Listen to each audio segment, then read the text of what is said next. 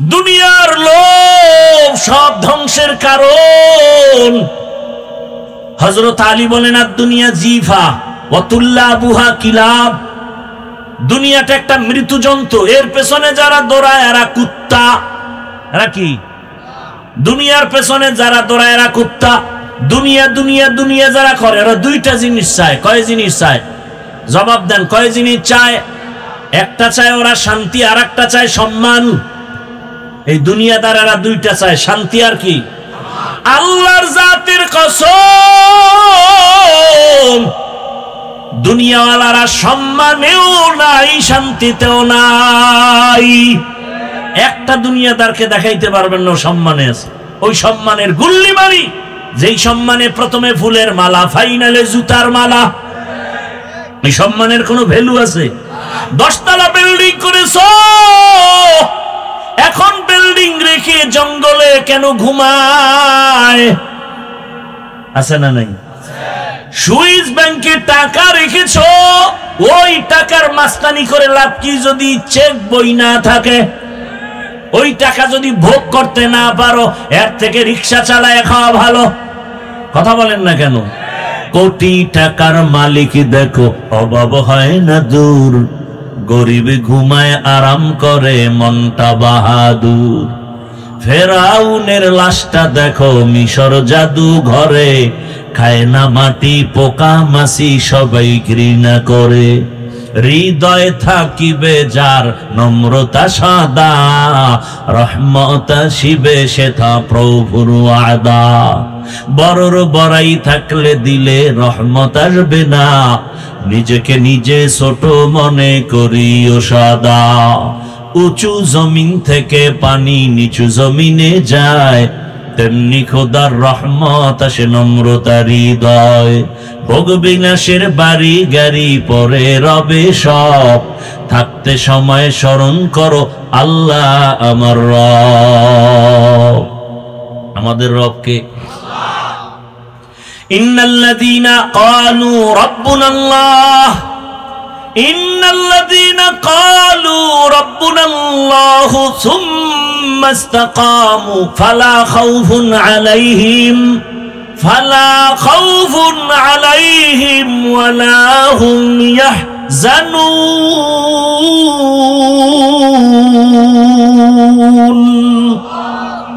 আল্লাহ বলেন, যারা আমাকে রব বলে স্বীকার করবে, এর উপরে মজবুত হয়ে চলবে, আমি তাকে বিনা হিসেবে জান্নাত দিয়ে দিব।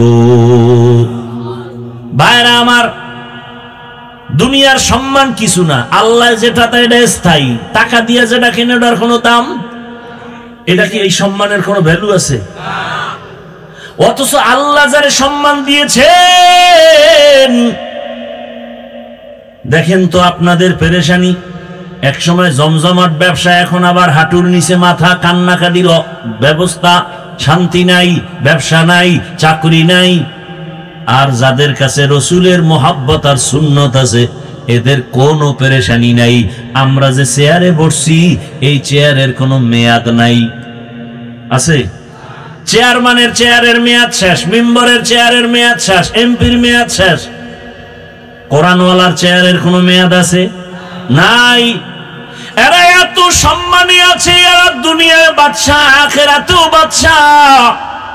কিন্তু দুঃখ,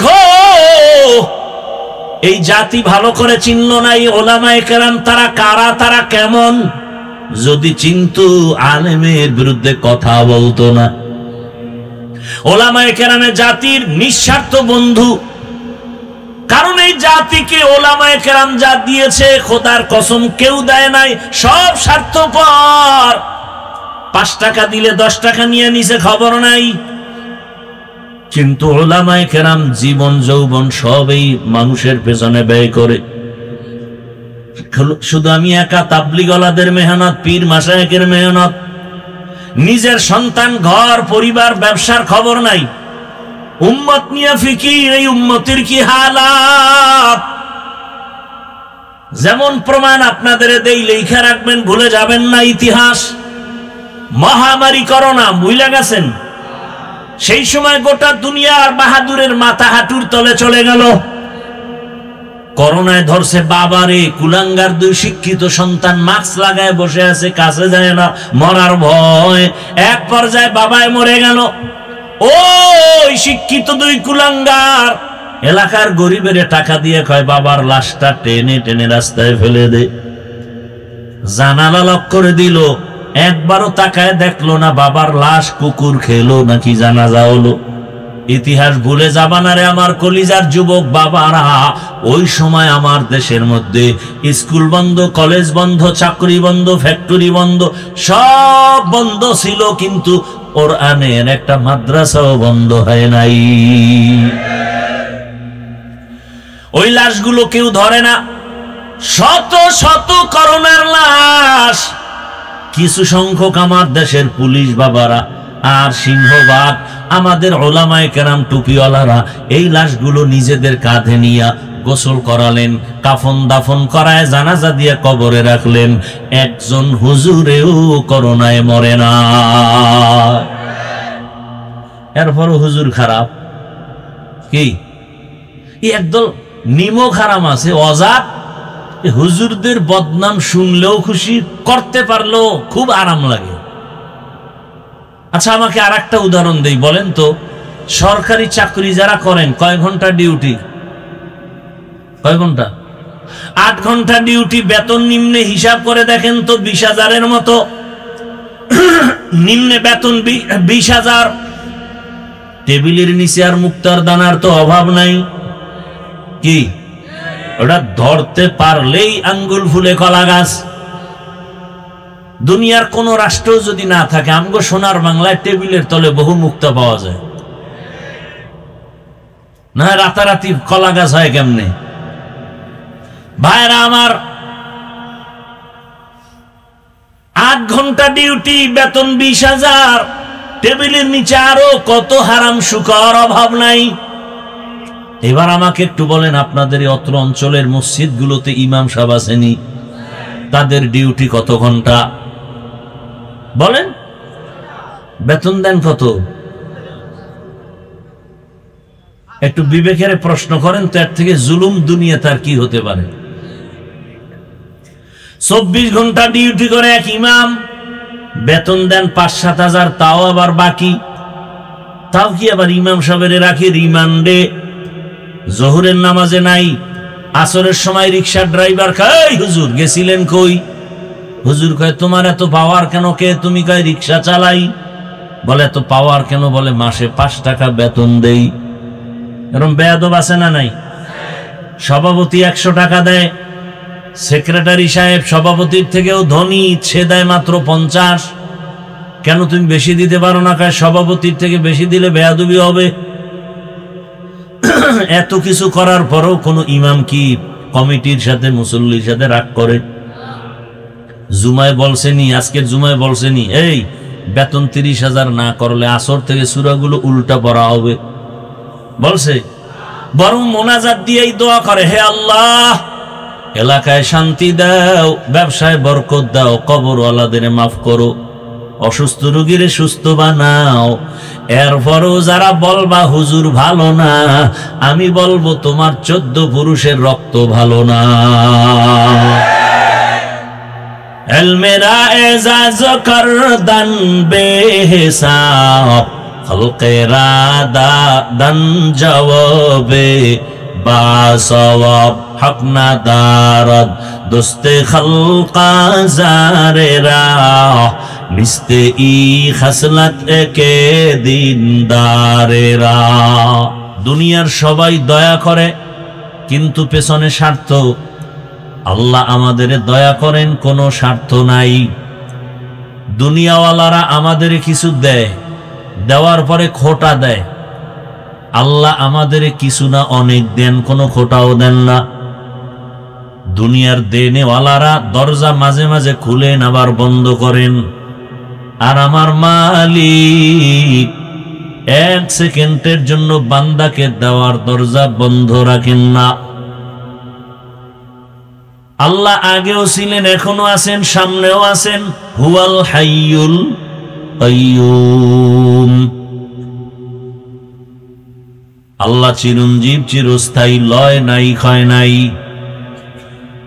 দয়াময় রব্বুল আলামিন আপনাকে আমাকে যা দিছেন দুনিয়ার কেউ তা দেন নাই। মা আমাকে কিছু দিছেন, বাবা দিছেন, কিন্তু পেছনে স্বার্থ। আল্লাহ যা দিছেন কোনো স্বার্থ নাই। বলে মা বাবার দেওয়ায় স্বার্থ কেন, প্রমাণ কি? বলে বাংলার জমিনে ভালো করে নজর করে দেখেন, কত মা বাবা স্বার্থের আঘাতে সন্তানকে জবাই করেছে। এই ঘটনা বাংলাদেশে নাই? আবার স্বার্থের আঘাতে সন্তান মা বাবাকে হত্যা করে, স্ত্রী স্বামীকে জবাই করে, স্বামী স্ত্রীকে জবাই করে। এরকম ঘটনার কোনো সীমানা নাই। আরো এমন এমন ঘটনাই বাংলায় চলে যেগুলো বলতেও বড় লজ্জা লাগে।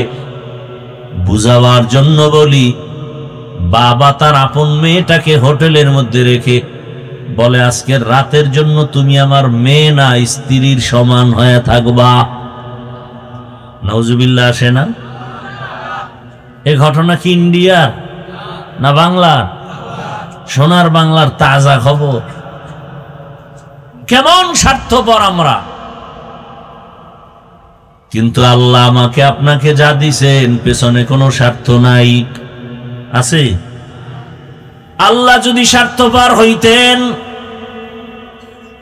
তাহলে শুধু আল্লাহ আল্লাহ কয়া যারা ডাকে তাদের খানা দিতেন, যারা আল্লাহর দুশমন তাদের দিতেন না। কিন্তু আমার আল্লাহ এমন দয়ার মালিক, মুমিনেরা যেই পানি ব্যবহার করবা বেঈমানেরাও সেই পানি ব্যবহার করো, স্বাধীনতা দিলাম। মুমিন যেই নদীর মাছ খাওয়ার স্বাধীনতা পাবে, বেঈমানও সেই নদীর মাছ ভক্ষণ করার স্বাধীনতা পাবে। মুমিন জমিনের ফসল খাওয়ার অধিকার যেমন আছে, বেঈমানেরও আছে, বাধা নাই। মুমিন যেই গাছের ফল ভক্ষণ করবে, বেঈমানেরাও সেই গাছের ফল খাবে, বাধা নাই। এমনকি আমরা মুমিন দাবি করি, কিন্তু চরম অপরাধের মধ্যে আমরা নিমজ্জিত হয়ে আছি। আল্লাহ যদি স্বার্থপর হইতেন ঘুমের মধ্যে আমাদেরকে মেরে ফেলতেন। আল্লাহ আমাদের উপরে কোনো জুলুম করেন নাই, আবার খানাও বন্ধ করেন নাই। বরং আল্লাহ বলেন, তোরে আমি যা দিছি আর কাউকে দেই নাই। পিপিলিকার খানাও আমি দেই, জঙ্গলের হাজারো প্রাণীর খানাও আমি দেই, উড়ন্ত পাখির খানাও আমি দেই, নদীর মধ্যে হাজারো কোটি ধরনের মাছের খানাও আমি দেই। বান্দা তোর খানাও আমি দেই, তবে তোর খানার মতো পিওর সুস্বাদু খানা আর কাউকে দেওয়া হয় না। দুনিয়ার সব প্রাণীরা চলতে রাস্তা আছে, সাপ রাস্তা দিয়া চলে, ব্যাঙ রাস্তা দিয়া চলে, পিপিলিকাও চলার রাস্তা আছে না? মানুষ তোর রাস্তাটা কিন্তু বিশ্ব রোড, বড় দামি, পিওর, পবিত্র। আমি আল্লাহ পিপিলিকার খানা ওর কাছে পৌঁছাই দেই, ওর বাজারে এসে খাওয়া লাগে না। তুমি যেমন হোটেলে এসে খাও, জঙ্গলের প্রাণীর খানা জঙ্গলে দিয়ে দিছি।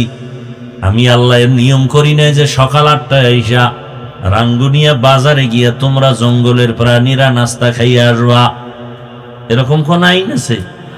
বরং তোমার কাছে খানা পৌঁছায় দিলাম। সমুদ্রের মাছ, সমুদ্রে থাকো, ওখানে খানা দিয়া দিলাম। তোমার ওখান থেকে উঠিয়া অন্য কোথাও যাওয়ার প্রয়োজন নাই।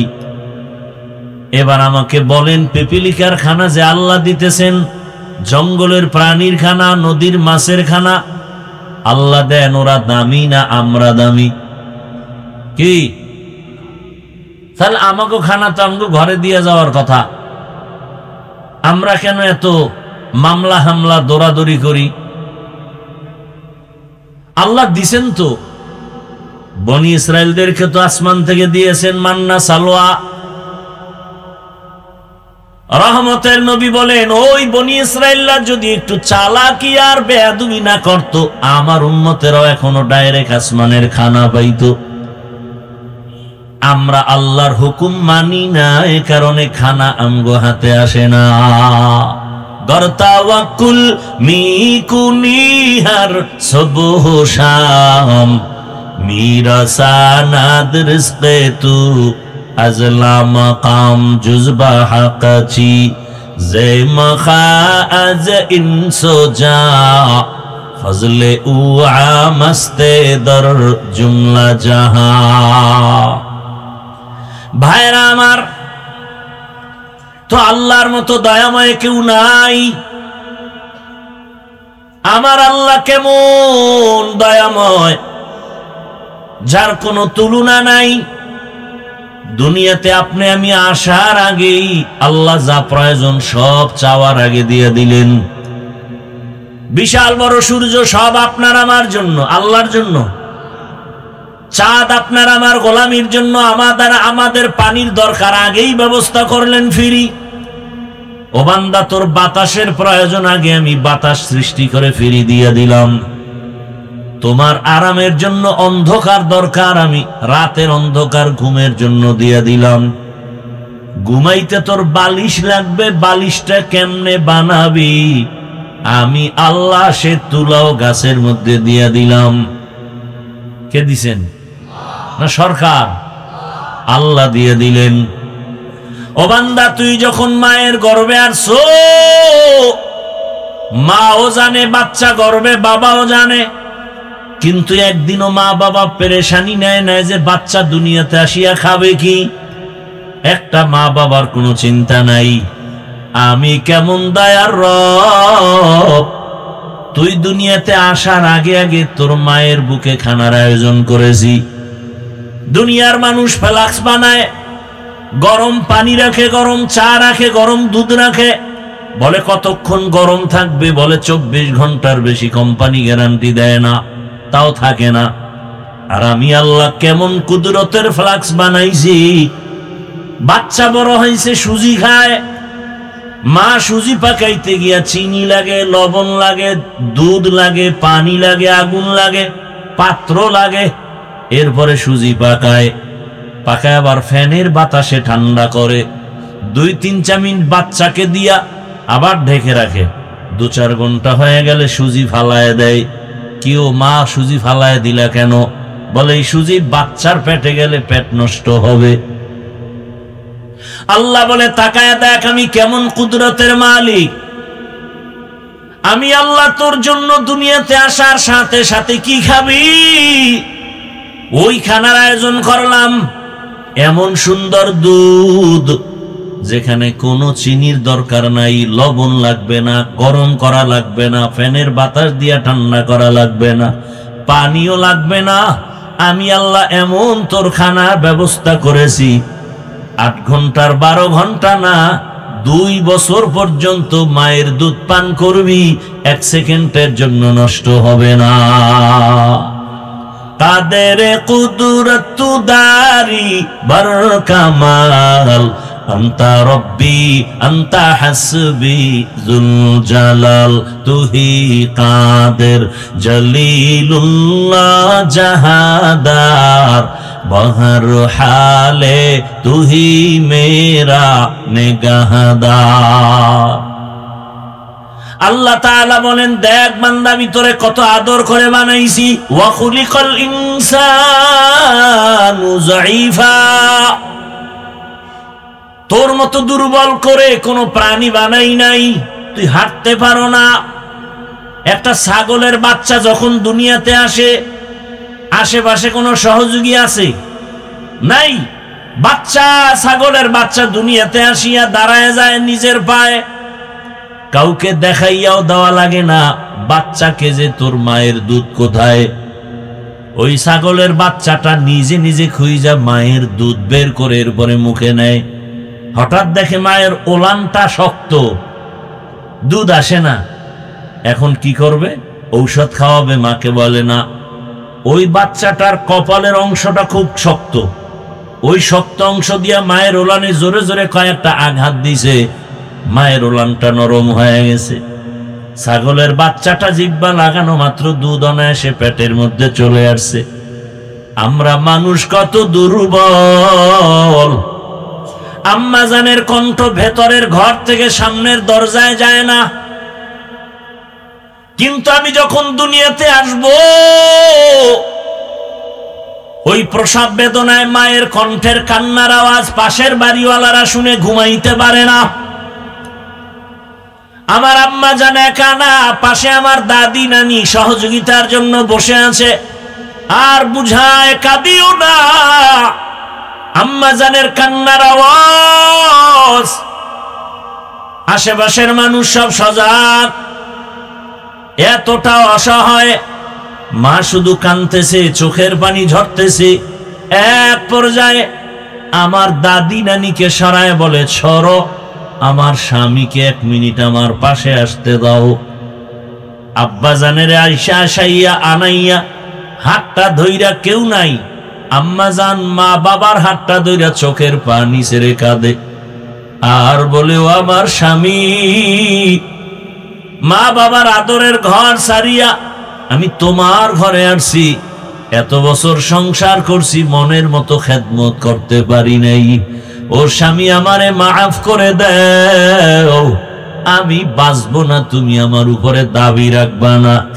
বাবায় বলে, বলো কি? বলে, হ্যাঁ, তুমি বুঝো না, আমার প্রসব বেদনাটা 7 আসমান মাথার উপরে চেপে রাখা বোঝা, আমি বরদাস্ত করতে পারি না, আমি সহ্য করতে পারি না। কত নারীরা বাচ্চা প্রসবকালে দুনিয়া থেকে বিদায় হয়ে গেছে, আমার অন্তর বলে আমি মরে যাব, দয়া করে আমারে মাফ করে দাও।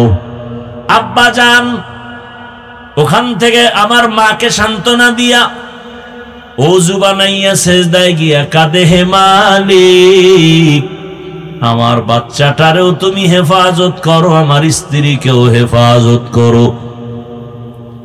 ও আল্লাহর বান্দারা, আমরা কতটা দুর্বল। প্রসব বেদনার কষ্ট কিচ্ছু না, খালি প্রসব বেদনার মায়ের কষ্ট এই 1000 ভাগের 1 ভাগ। তুমি যদি চামড়া খুইলা জুতা বানাও, আম্মা জানের প্রসব বেদনার ঋণ আদায় করা যাবে না। জীবনের মূল কষ্ট মায়ের প্রসব বেদনা, 7 আসমান 7 জমিন তখন মায়েরই মাথায়। জীবনের মূল কষ্ট মায়ের প্রসব বেদনা, 7 আসমান 7 জমিন তখন মায়েরই মাথায়। আমার সুন্দর মুখ দেখে মায়ের, আমার সুন্দর মুখ দেখে মায়ের ব্যথা যায় দেয় হাসাইয়া। ও আমার প্রাণের মা, মা গো মা, কোথায় গেলে মোরে ছাড়িয়া, জনম দুঃখী ইয়াতীম আমি, চায় না কেহ ফিরিয়া। আমি যখন ছিলাম আমার মায়েরই উদরে, চলাফেরা করলেন যে মায়, কত কষ্ট করে। আমি যখন ছিলাম আমার মায়েরই উদরে, চলাফেরা করলেন যে মায়, কত কষ্ট করে। এমন মাকে কেমনে আজি, এমন মাকে কেমনে আজি যাব আমি ভুলিয়া। ও আমার প্রাণের মা, মা গো মা, কোথায় গেলে মোরে ছাড়িয়া। জনম দুঃখী ইয়াতীম আমি, চায় না কেহ ফিরিয়া। মাগো আমি ইয়াতীম বলে সবাই দেয় তাড়াইয়া। দুঃখের সাথে দিন কাটাই মা, পেটে ক্ষুধা নিয়া। মাগো আমি ইয়াতীম বলে সবাই দেয় তাড়াইয়া। দুঃখের সাথে দিন কাটাই মা, পেটে ক্ষুধা নিয়া। ঘুমের মাঝে মাকে দেখে, ঘুমের মাঝে মাকে দেখে কেন্দে দেই বুক ভাসাইয়া। ও আমার প্রাণের মা, মা গো মা, কোথায় গেলে মোরে ছাড়িয়া। জনম দুঃখী ইয়াতীম আমি, চায় না কেহ ফিরিয়া।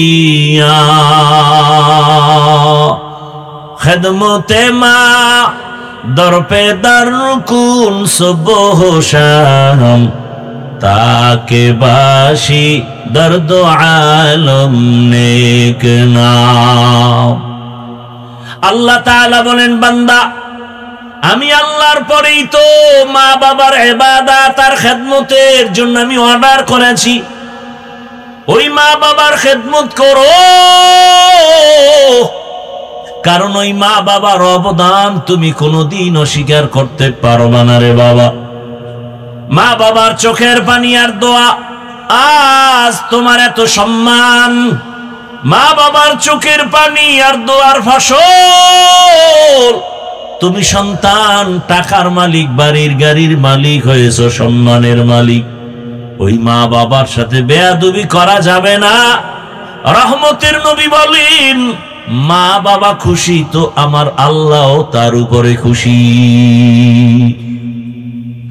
আল্লাহ তাআলা বলেন, সবাইকে বেজার করা গেল, আমি আল্লাহকে বেজার করবা না কেন? আমি তোমাকে যে দয়া করেছি কেউ সে দয়া করে নাই। দুনিয়াতে তুমি আসছো, তুমি তোমার মাকে মা বলে ডাকবা, পরের কথা মাকে তুমি চিনোই না। বরং তোমার একটাই পুঁজি কান্নার আওয়াজ। দুনিয়াতে আসার পর একটা বাচ্চা শুধু কান্নার আওয়াজ, পেটে ক্ষুধা লাগছে বলতে পারি না, শুধু কান্নার আওয়াজ। বাথরুমে যাব বলতে পারি না, কান্নার আওয়াজ। গরম লাগতেছে, বাতাসের প্রয়োজন বলতে পারি না, কান্নার আওয়াজ। বাচ্চার শুধু কান্না কান্না কান্না। ওই কান্নার মধ্যেই যেন বাচ্চা বুঝায় আমার এখন বাথরুমের দরকার। কান্নার ভেতর থেকেই যেন বাচ্চা বুঝায় আমার এখন ঘুমের দরকার, বিছানা দাও। কেউ বুঝে না ওর কান্নার ভাষা।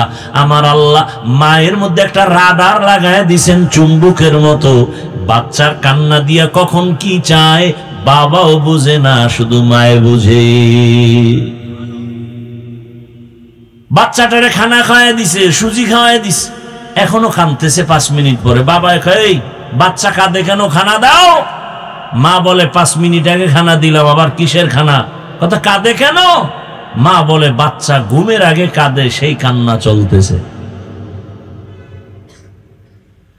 আল্লাহ বলেন তোর মাই জানে তোর কান্নার ভাষা কেমন, বাবাও বুঝে না।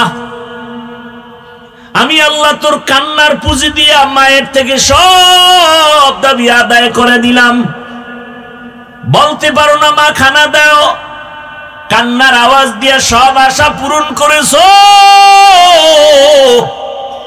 ওই কান্নাটা ধরে রাখ। তোর মায়ের থেকে 99 গুণ মায়া আমি আল্লাহর বেশি। একটা বাচ্চা যদি কান্না করে মায়ের মোহাব্বত কেড়ে নিয়ে সব দাবি আদায় করে, আমি আল্লাহর কাছেও যদি ওই কান্নাটা দিয়া চাইতে পারো, আমি তোর কান্নার ভাষা বুঝা তোর দাবি কেন আদায় করব না? ওই কান্না ধরে রাখ, কারণ কান্না বড় দামি এক সম্পদ। কান্না দেখলে এমন কোন মানুষ নাই যার দয়া হয় না। সন্তানের কান্না মা বাবার দয়া, ছাত্রের কান্না শিক্ষকের দয়া। ওই মায়া দয়ার তুলনায় আমি আল্লাহর মায়া তো অনেক বেশি। তুমি কান্নাটা ধরে রাখো, আমি আল্লাহ তোমার সব চাহিদা পূরণ করব। এখন তো কান্না নাই, কেউ কান্নার বয়ানও নাই। কেউ কান্না করলে মানুষ তার দিকে তাকায় হাসে, বলে দেখ লজ্জা নাই কেমনে কান্না করে। অথচ আল্লাহ পাক বলেন ফালিয়াজহাকু কালিলান ওয়া লিয়াবকু কাসীরা, কম হাসো বেশি বেশি কান্না করো। কান্নার বয়ানও নাই, কান্নাও নাই। কেউ যদি কাঁদে লজ্জা নাই, দেখ কেমনে কাঁদে। আমাকে বলেন তো আপনারা, এটা কান্নার প্যান্ডেল না হাসার প্যান্ডেল? কান্নার প্যান্ডেলে কান্না করাটা স্বাভাবিক, হাসি দেওয়াটা অস্বাভাবিক। হাসির প্যান্ডেলে হাসি দেওয়াটা স্বাভাবিক, কান্না করা অস্বাভাবিক। তাহলে আপনি কান্নাওয়ালাকে প্রশ্ন করেন লজ্জা নাই, এই লোকটা কাঁদে কেন? প্রশ্ন তো আপনাকে করা দরকার, কান্নার প্যান্ডেলে বসছেন, আপনার চোখে কান্না নাই কেন? আপনাকে করা দরকার, কান্নার প্যান্ডেলে বসছেন, চোখে পানি নাই কেন, কান্না নাই কেন? উল্টা আপনি কান্নাওয়ালার দিকে তাকায় প্রশ্ন করেন লোকটা কাঁদে কেন? বড় আশ্চর্য। কান্নাকাটি নাই, অথচ চোখের পানি ছাড়া কখনো জাহান্নামের আগুন নিভানো যাবে না। বলেন একজন নবীর নাম বলেন যে কাঁদে নাই? নূহ নবী এত কাঁদছেন যে তার নাম হলো আব্দুল গফফার। আল্লাহ নবীর নূহ নবীর কান্না দেখে এত মায়া লাগছে, আল্লাহ কান্নাওয়ালা শব্দ দিয়ে ডাকলেন, ইয়া নূহ, হে কান্নাওয়ালা। আর সেই নামে সূরা নাজিল হয়ে গেছে, সূরায়ে নূহ। আল্লাহর কাছে কান্না পছন্দ হয়ে গেছে। নাম হলো আব্দুল গফফার, আল্লাহ ডাকলেন ইয়া নূহ, হে ক্রন্দনকারী আমার গোলাম। আমার রসুল কাঁদতেছেন, এগুলি বলার সময় কই? এক চোরার ঘরের চোরা বলতেছে যে নবী বেশি কাঁদে নাই, তোমরা তো কাঁদো কেন? এই রসুলের সাথে তুলনা দেওয়াও তো বেয়াদবি আমি মনে করি। রসুল পাক, তুমি আমি না পাক। রসুলের ঘাম পাক, তুমি আমি না পাক। বলে রসুল করে নাই, আমি সেটা করব কেন? আল্লাহ হেদায়েত দান করুন। এতক্ষণ আলোচনায় কি বুঝলেন? আল্লাহকে বেজার করা যাবে, কিন্তু করি তো। প্রত্যেকটা পদে পদে আল্লাহকে বেজার করি। পর্দা করলে আল্লাহ খুশি, আত্মীয় স্বজন বেজার। এবার আত্মীয়কে খুশি করে সদরঘাট বানায় ফেলাইছে, কোনো পর্দা নাই। চাচতো বোন চাচতো ভাই, মামতো বোন মামাতো ভাই, হ্যাঁ, বউরে সালাম দেয় না, বেআইনেরে সালাম দেয় নাই। স্ত্রীকে সালাম দেয় না, শালীকে সালাম দেয়, আছে না নাই? এবার কয়টা আল্লাহকে বেজার করলা কেন? কয় আল্লাহরে পরে তওবা করে রাজি করে ফেলবো, এখন আত্মীয় ঠিক রাখি। এরকম প্রত্যেকটা পদক্ষেপ আমরা আল্লাহকে বেজার করে চলতেছি। অন্তর কোনো আফসোসও আসে না। আল্লাহ দয়া করে আমাদেরকে হেদায়েত দান করুন। কষ্ট হইতেছে আপনাদের না? কি বয়ান করলে আপনাদের মন ঠিক থাকবে বুঝে আসে না। আসলে কি সব কপাল, সব কি হেদায়েতের মালিক আমি না আল্লাহ? আমার কথায় কি হেদায়েত হবে? আরে ভাই আমি কে? মক্কা মদিনার ইমামও বাদ দেন, স্বয়ং রসুলের বয়ানে কালেমা কপালে আসে না। কারণ হেদায়েতের চাবি কার হাতে? মান ইয়াহদিল্লাহু ফাহুয়াল মুহতাদ ওয়া মান ইউদ্লিল ফালান তাজিদা লাহু ওয়ালিয়াম মুরশিদা। আল্লাহ যাকে কবুল করবেন সে হেদায়েতের মালা গলায় পরবে, আর যার কপাল বড় খারাপ হেদায়েত পাবে দূরের কথা, হেদায়েত পাওয়ার কোনো মুর্শিদও পাবে না, পথ প্রদর্শক পাবে না। কপাল কত খারাপ! যেই রসুলের চেহারা মোবারকে মোহাব্বতের নজর দিবে জাহান্নামের আগুন হারাম, যেই রসুলের চেহারার দিকে এক নজর দিবে পেটের ক্ষুধা নিবারণ হয়ে যাবে। কেমন মায়ার নবী আমার! যেই রহমতের নবী যেখানে কদম দেয় সেখান থেকে মিশকের ঘ্রাণ। রহমতের নবী, কেমন মায়ার নবী আমার! যেই রসুলের দিয়ে তাকাইলে পূর্ণিমার চাঁদের আলোটাও দুর্বল হয়ে যায়। সেই রসুলকে একবার আর দুইবার না 13 বছর দেখলো, বয়ান শুনলো, পাশে বসে খানা খাইলো, কিন্তু কালেমা কপালে আসলো না। এত বড় বেঈমানের নাম জানেননি? কথা বলেন, কি নাম? গর্বা সুরাত আদমি ইনসাবুদে আহমদবু জাহলো হামেক সাবুদে আদমিরা আদমিয়ত লাজমাস উদরাগর বুনা বাশদ হি জামাস। 13 বছর বয়ান শুনলো, কালেমা কপালে আসে না, এর নাম কফাল। অন্যদিকে 27 বছরের একটা যুবক তরবারি নিয়ে দৌড়ায় রসুলকে জবাই করবে। 27 বছরের যুবক তরবারি নিয়ে যায় নবীকে জবাই করবে। রহমতের নবীর সামনে গিয়া চেহারা মোবারক দেখে কলিজা ঠান্ডা হয়ে গেল। তরবারি ফালায় নবী কালেমার মালা গলায় পড়ায়া দেন। এই কপালওয়ালার নাম কি বলেন? এজন্যই তো হেদায়েতের মালিক আমার আল্লাহ। আল্লাহ যাকে কবুল করবেন সে হেদায়েতের মালা পরে নিবে। 13 বছর আবু জাহাল নবীর দেখিয়াও কালেমা পড়ে না, আর ওমরের মতো গোলাম আমার নবীকে জবাই করতে গিয়ে কালেমাওয়ালা হয়ে গেল। এর নাম হলো কপাল।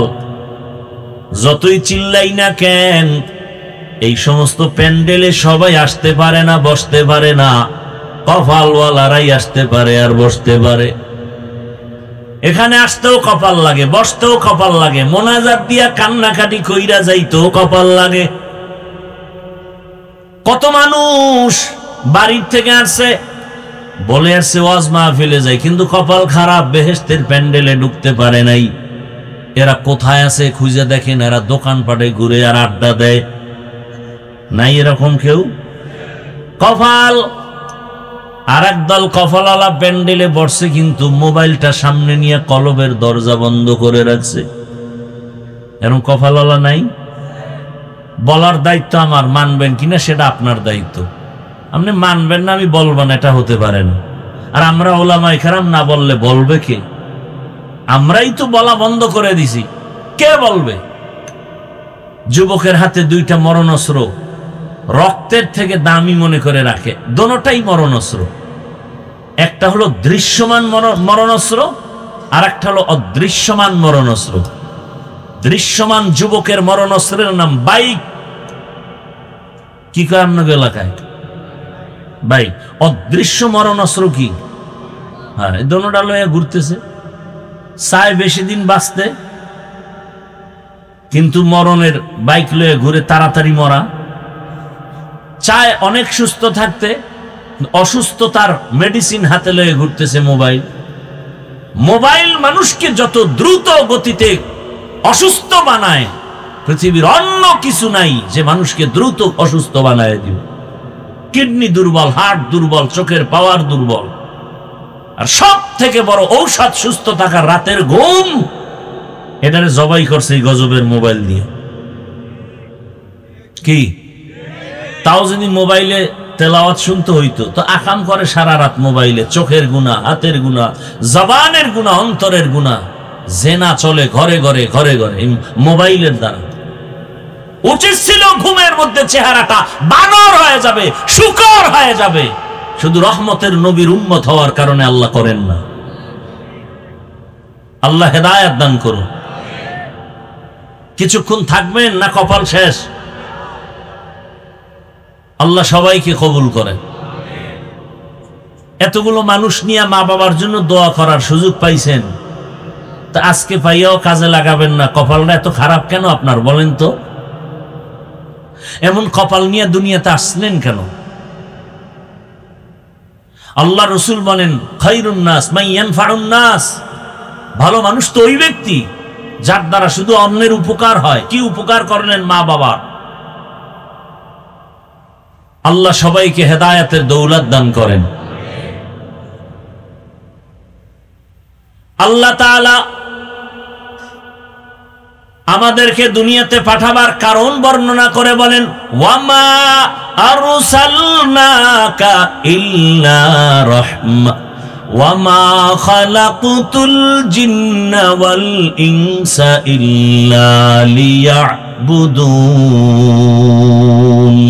ভালো করে খেয়াল করবেন, উঠা বসা করলেই আমি মোনাজাত দিয়ে চলে যাব।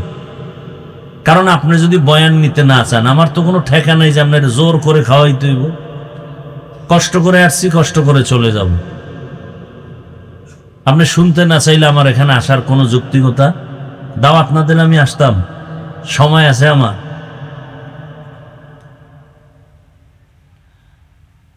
আল্লাহ আমাদেরকে হেদায়েতের দৌলত দান করেন। আল্লাহ পাক বলেন, খেয়াল করেন, ওমা খালাকতুল জিন্না ওয়াল ইনসা ইল্লা লিয়াবুদুন। ভালো করে খেয়াল করেন, আল্লাহ বলেন আমি মানুষ আর জিন বানাই নাই, হ্যাঁ বানিয়েছি ইবাদতের জন্য। এই কথাটা ডাইরেক্ট যদি আল্লাহ বলতেন মানুষ আমি জিন এবং মানুষ ইবাদতের জন্য বানাইলাম, হয়ে যেত। আল্লাহ ঘুরাইয়া বললেন কেন? প্রথমে বললেন আমি জিন ইনসান সৃষ্টি করি নাই, হ্যাঁ করেছি। ঘুরাইয়া বললেন কেন? আল্লাহর প্রত্যেকটা কথার মধ্যে হিকমত ঢুকানো আছে। আল্লাহ তাআলার প্রত্যেকটা কথার শব্দের ভেতরে এতটা অলংকার লাগানো। যেমন রব একটা শব্দ, এটার তর্জমা বাংলায় আমরা করি প্রভু, প্রতিপালক। ওলামায়ে কেরাম লিখেছেন হবে না, প্রতিপালক আর প্রভু বললে রব শব্দের হক আদায় হয় না। বলে তো রবের অর্থ কি? বলে এটা একটু বাক্য বানায় ব্যাখ্যা দিতে হবে।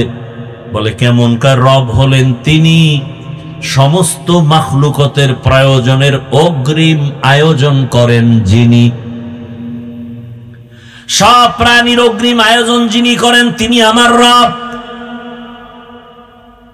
আল্লাহ তাআলা বলেন আমি মানুষ জিন বানাই নাই বইলা বললাম কেন? বলে তোমার জেহেন আর অন্তর খালি করে দাও, তোমাকে বানানো হয় না এটা ঢুকাও। সব ঢুকাইয়া এবার ফ্রেশ মনে একটা কথা নাও, তোমাকে বানানোর জন্য একটা কাজ, জমিন আর কোনো তোমার কাজ নাই। মৃত্যু পর্যন্ত তোমার কাজ হলো একটা। কয়টা? ওই কাজের নাম ইবাদত। ওই কাজের নাম কি? ইবাদত। অন্য কোনো কাজ তোমার দুনিয়াতে নাই, তোমার একটাই মাত্র কাজ ইবাদত। এখন বুঝার চেষ্টা করি ইবাদত কি। আমরা অনেকেই মনে করি মসজিদে যাও, তসবিহ হাতে নাও, জিকির করো, তেলাওয়াত করো, ইবাদত শেষ। এজন্য ভালো করে মনে রাখবো ইবাদত কি, ইবাদত কেন, ইবাদত কিভাবে। এই তিনটা কথার জবাব দিয়ে মোনাজাত দিব, ধৈর্য হবে তো ইনশাআল্লাহ। তবে আয়াতের উপরে আরেকটু ব্যাখ্যা করি। আল্লাহ বলেন ওয়ামা খালাকতুল জিন্না ওয়াল ইনসা ইল্লা লিয়াবুদুন। অধিকাংশ মুফাসসিরিনে কেরাম লিয়াবুদুনের ব্যাখ্যায় লিখেছেন আই লিয়ারিফুন। আরাফা ইয়ারিফু থেকে মারিফাত। মারিফাত মানে পরিচয় লাভ করা। কার পরিচয়? আল্লাহর। তাহলে আয়াতের অর্থ কি হবে? আমা খালাকতুল জিন্না ওয়াল ইনসা ইল্লা লিয়াবুদুন এর ব্যাখ্যা হবে আমি মানুষ জিন বানাইলাম মারিফত অর্জন করার জন্য। এখন প্রশ্ন হলো তাহলে ডাইরেক্ট বলতো আমা খালাকতুল জিন্না ওয়াল ইনসা ইল্লা লিয়ারিফুন, ইবাদত বইলা আবার ব্যাখ্যা কেন ঘুরাইয়া মারিফত নিলেন? কারণ আছে না নাই? কারণ হলো দুনিয়াতে আল্লাহ ভালো জানে, কারণ আমার আল্লাহ আলিমুল গায়বি ওয়াশ শাহাদা।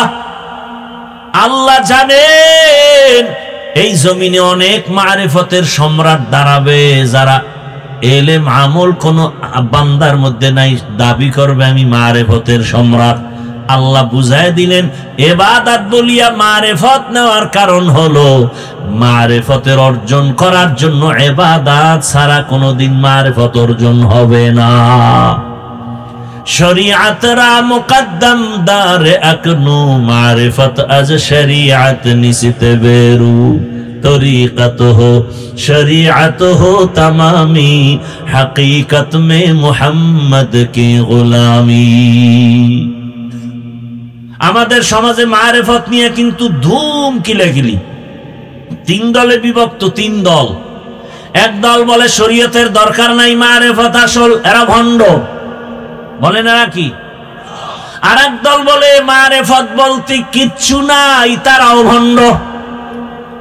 আমি আজকে প্রমাণ করে গেলাম এই জমিনের মধ্যে, ও রাঙ্গুনিয়ার মুসলমান, আমি আয়াত দিয়া প্রমাণ করে গেলাম আল্লাহ মারিফত বলতে কিছু নাই, মানে আল্লাহ মারিফত অর্জন করার জন্যই বানাইছেন।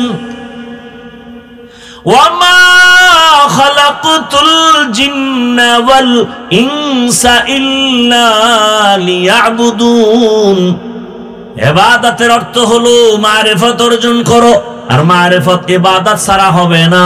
এজন্য আল্লাহ পাক ইবাদতের শর্ত লাগায় দিলেন, ইবাদতের মাধ্যমেই মারিফত অর্জন করো, আল্লাহর পরিচয় লাভ করো। গাভীর দুধের ভেতরে মাখন আছে না নাই? ছানা আছে না নাই? ঘি আছে না নাই? বুঝেন বুঝেন ভালো করে। আচ্ছা, এখানে 20 কেজি দুধ একটা পাত্রে রাখলাম, আর মাইকে বলে দিলাম ভাই আমার এই গাভীর 20 কেজি দুধের মধ্যে মাখন আছে, ঘি আছে, ছানা আছে। বিশ্বাস করবেন? করবেন না? দুধের মধ্যে মাখন নাই। আচ্ছা, একজন বোকা মানুষ বলতেছে সত্যি হুজুর? হ্যাঁ সত্যি। উনি হাত দিয়ে খুঁজতেছে 20 কেজি দুধের মধ্যে হুজুরে বলছে মাখন আছে, ঘি আছে, ছানা আছে। হাত দিয়ে খুঁজে টুইজা ঘাম ছুটে ফেলাইছে, এক টুকরা মাখন পায় নাই। পাবে? ঘি পাবে, ছানা পাবে, তার মানে কি দুধের মধ্যে নাই? আছে। আচ্ছা, আপনারা আছে কথাটা কত % সত্য বলেন? এই যে খুঁজে দেখে নাই। বলে এভাবে হবে না, মুজাহাদা করা লাগবে, মেহনত করো তো বের হবে।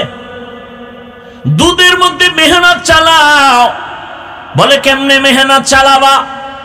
আমরা ছোটবেলায় দেখেছি আমাদের এলাকায় টিনের একটা পাত্রের মধ্যে দুধ নিয়া, এরকম একটা বাঁশের খুঁটির সাথে দুধের পাত্রটারে রাখিয়া চিকন একটা বাঁশ, এর কোন একটা মাথার কেটে 5টা আঙ্গুল বানাইয়া এরপরে খুঁটির সাথে রশি দিয়া বেঁধে মাজায় গামছা বাঁধছে ভালো করিয়া।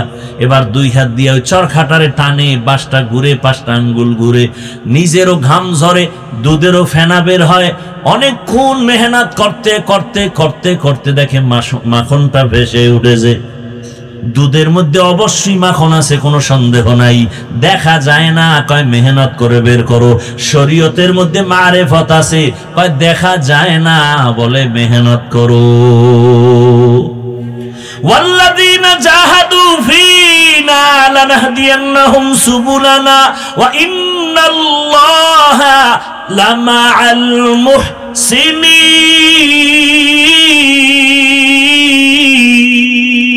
المحسنين। মেহনত করো, মুজাহাদা করো। শরীয়তের মধ্যে তুমি মেহনত চালাও, ইখলাসের মেহনত, দৌড়াইতে থাকো। ইখলাস নিয়ে যদি 1 বিঘা তাকাও, আল্লাহর রহমত তোমার দিকে 1 হাত আগায় যাবে। তুমি যদি 1 হাত আগাও, 2 হাত আগায় যাবে। তুমি যদি হাঁটতে থাকো, আমার মাওলা রহমত দৌড়াতে থাকবে। আল্লাহর রহমতের আশায় দৌড়াইতে থাকো, দেখবা আল্লাহর পরিচয় লাভ হয়ে যাবে। অতএব শরীয়ত ছাড়া, ইবাদত ছাড়া মারিফত পাওয়া যাবে। যারা আমল করে না, নামাজ নাই, রোজা নাই, তারা যদি মারিফতের সম্রাট দাবি করে, ওরা মারিফতের সম্রাট না, একজনে বলছে ওরা মরার পথের সম্রাট। মারিফত অর্জন হলে সে কখনো গুনাহ করবে না।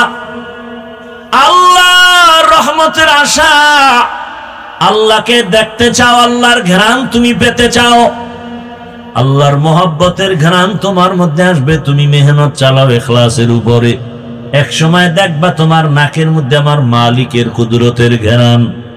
এটা বুঝারও তো মানুষ নাই, বলারও মানুষ নাই, বিরোধিতার মানুষের অভাব নাই। আবার আল্লাহর ঘ্রাণ কি?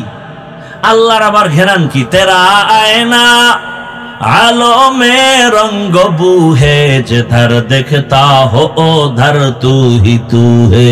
তেরা আয়না আলো মে রঙ্গ বুহে, যেধার দেখতা হো ওধার তু হি তু হে। আল্লাহ দেখবা কেমনে? আল্লাহ দেখার আয়না লাগবে। কোন আমাদের আহলুল্লাহ বলছেন আল্লাহর কোরআন হলো আমার আল্লাহ দেখার আয়না। আমার আল্লাহকে যদি দেখতে চাও, ডাইরেক্ট দেখবা না, তবে তার কুদরতের ঘেরান। বলে কেমনে দেখবা? বলে এই সুন্দর বিল্ডিংটা এত সুন্দর, বলে বুঝলি কি? বুঝলাম ইঞ্জিনিয়ার বড় সুন্দর।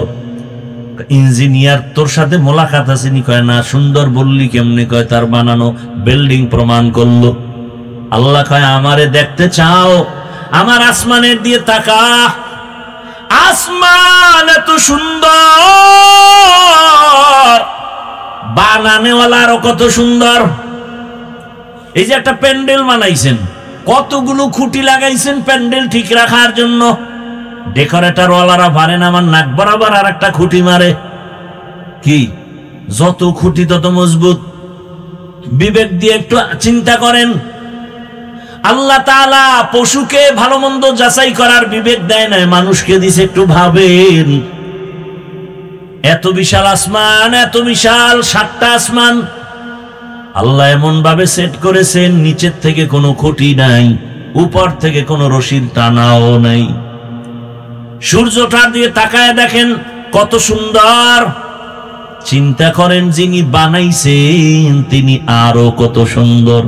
তেরা আয়না আলমে রঙ্গ বুহে, যেধার দেখতা হো ওধার তু হি তু হে। ভাইরা আমার আল্লাহর মুহাব্বত আর মারিফত অর্জন করো। আল্লাহ পাকের মুহাব্বত আর মারিফত অর্জনের একমাত্র রাস্তা ইবাদত। এবার বুঝেন ইবাদত কি? বলে ইবাদত হলো প্রত্যেকটা ক্ষেত্রে আল্লাহর হুকুম বাস্তবায়ন করে চলার নাম ইবাদত। ইবাদত কেন করব? বলে একমাত্র কারণ আমার আল্লাহর সাথে হবে মোলাকাত, আর বিনিময় পুরস্কার পাবো জান্নাত। ফামান কানা ইয়ারজু লিকা রাব্বিহি ফালইআমাল আমালান সালিহা ওয়ালা ইউশরিক বিইবাদাতি রাব্বিহি আহাদা। রবের সাথে মোলাকাতের একমাত্র কাজ হলো আমল করো, নেক আমল করো, ইবাদত।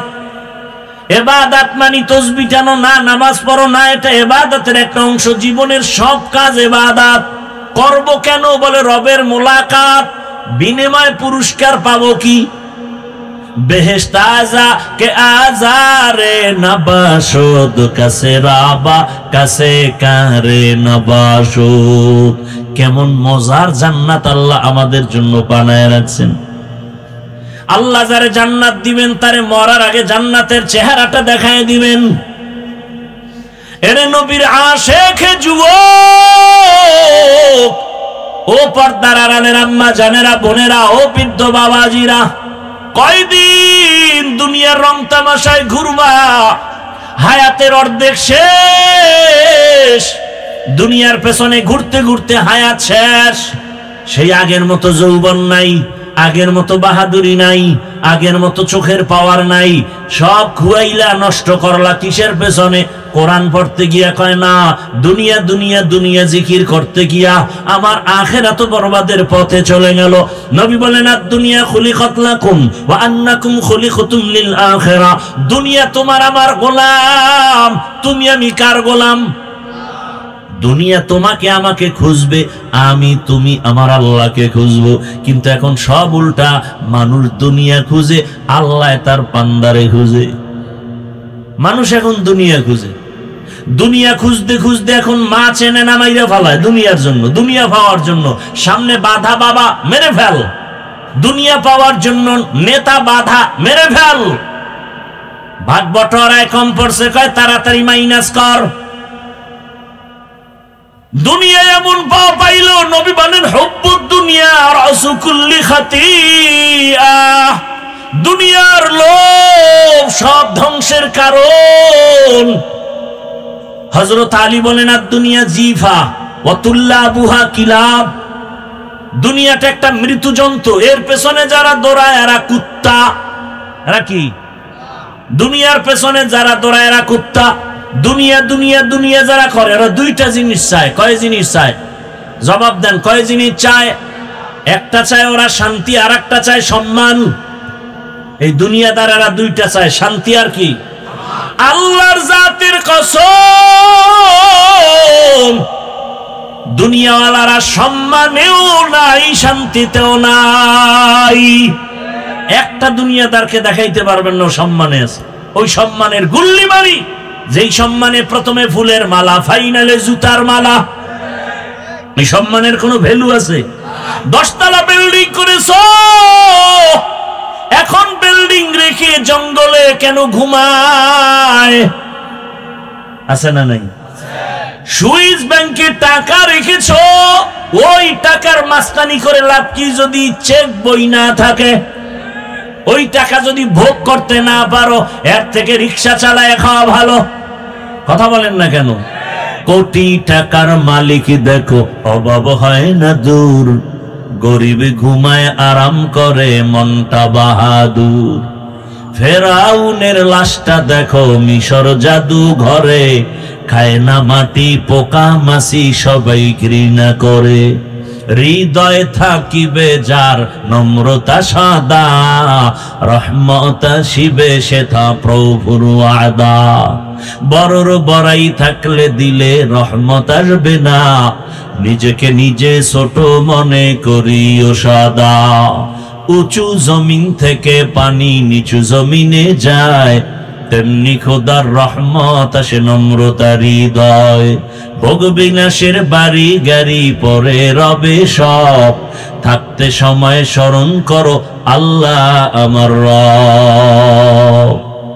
আমাদের রবকে?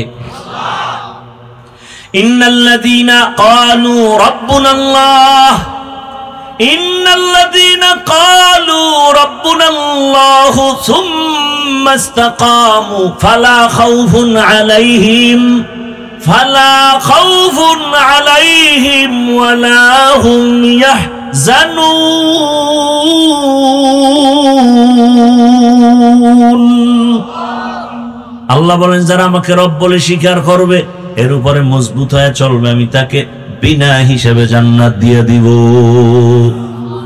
ভাইরা আমার, দুনিয়ার সম্মান কিছু না, আল্লাহ যেটা তাই এটা স্থায়ী। টাকা দিয়ে যেটা কিনে ওটার কোনো দাম, এটা কি এই সম্মানের কোনো ভ্যালু আছে? অথচ আল্লাহ যারে সম্মান দিয়েছেন, দেখেন তো আপনাদের পেরেশানি। এক সময় জমজমাট ব্যবসা, এখন আবার হাঁটুর নিচে মাথা, কান্নাকাটির ব্যবস্থা, শান্তি নাই, ব্যবসা নাই, চাকরি নাই। আর যাদের কাছে রসুলের মোহাব্বত আর সুন্নত আছে, এদের কোনো পেরেশানি নাই। আমরা যে চেয়ারে বসছি, এই চেয়ারের কোনো মেয়াদ নাই। আছে? চেয়ারম্যানের চেয়ারের মেয়াদ শেষ, মেম্বারের চেয়ারের মেয়াদ শেষ, এমপির মেয়াদ শেষ।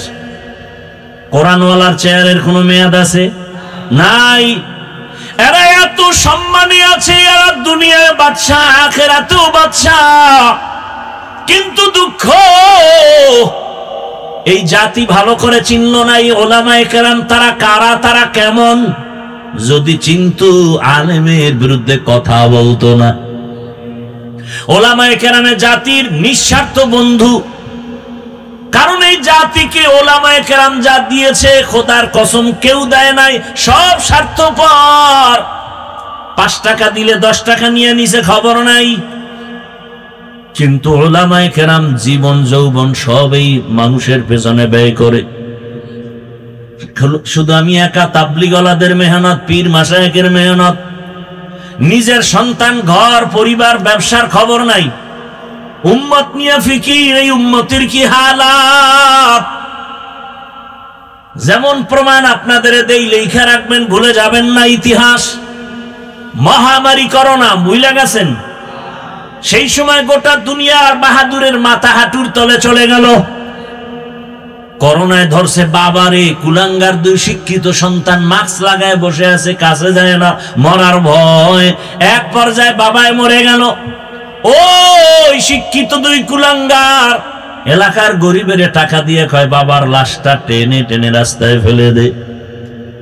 জানালা লক করে দিল, একবারও তাকায় দেখলো না বাবার লাশ কুকুর খেলো নাকি জানাজা হলো। ইতিহাস ভুলে যাবা না রে আমার কলিজার যুবক বাবারা। ওই সময় আমার দেশের মধ্যে স্কুল বন্ধ, কলেজ বন্ধ, চাকরি বন্ধ, ফ্যাক্টরি বন্ধ, সব বন্ধ ছিল, কিন্তু কোরআনের একটা মাদ্রাসাও বন্ধ হয় নাই। ওই লাশগুলো কেউ ধরে না। শত শত করোনার লাশ।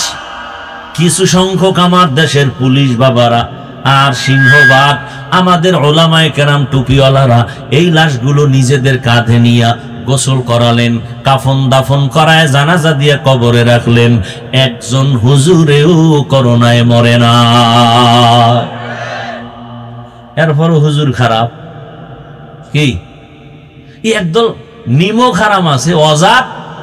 হুজুরদের বদনাম শুনলেও খুশি, করতে পারলেও খুব আরাম লাগে। আচ্ছা, আমাকে আর একটা উদাহরণ দেই, বলেন তো, সরকারি চাকরি যারা করেন কয় ঘন্টা ডিউটি? কয় ঘন্টা? 8 ঘন্টা ডিউটি। বেতন নিম্নে হিসাব করে দেখেন তো, 20,000-এর মতো নিম্নে বেতন, 20,000। টেবিলের নিচে আর মুক্তার দানার তো অভাব নাই। কি ওটা ধরতে পারলেই আঙ্গুল ফুলে কলা গাছ। দুনিয়ার কোন রাষ্ট্র যদি না থাকে, আমগো সোনার বাংলায় টেবিলের তলে বহু মুক্তা পাওয়া যায় না। রাতারাতি কলা গাছ হয় কেমনে? ভাইরা আমার, 8 ঘন্টা ডিউটি, বেতন 20,000, টেবিলের নিচে আরো কত হারাম শুকর, অভাব নাই। এবার আমাকে একটু বলেন, আপনাদের অত্র অঞ্চলের মসজিদগুলোতে ইমাম সাহেব আসেনি? তাদের ডিউটি কত ঘন্টা বলেন? বেতন দেন কত?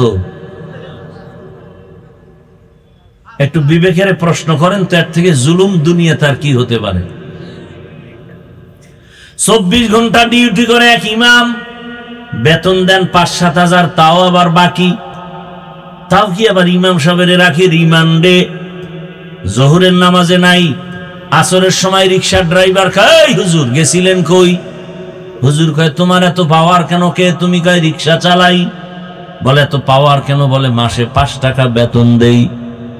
এরকম বেয়াদব আছে না নাই? সভাপতি 100 টাকা দেয়, সেক্রেটারি সাহেব সভাপতির থেকেও ধনী, সে দেয় মাত্র 50। কেন তুমি বেশি দিতে পারো না? কয় সভাপতির থেকে বেশি দিলে বেয়াদবি হবে।